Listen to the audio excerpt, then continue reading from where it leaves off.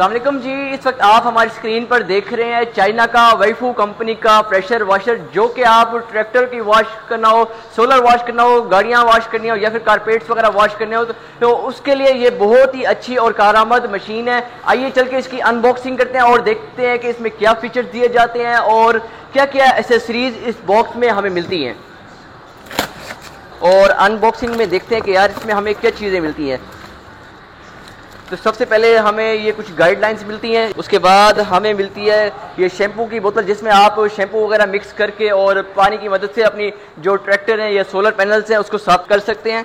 और इसके अलावा हमें मिलते हैं 3 से 4 मीटर तक का ये पाइप, जिसकी मदद से जिसे आप मशीन के साथ अटैच करके इजी टू वॉश कर सकते हैं। यहाँ पे इसकी इनपुट आउटपुट वगैरह सब दी गई हैं।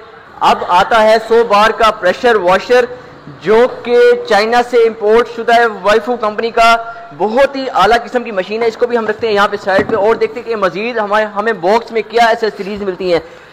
हमें एक गन भी मिलती है जिसकी मदद से हम पानी को थ्रो भी कर सकते हैं, और इसी के साथ ही ये नोजल दी जाती है जिसको हम इसके साथ लगा के पानी के प्रेशर को कंट्रोल कर सकते हैं।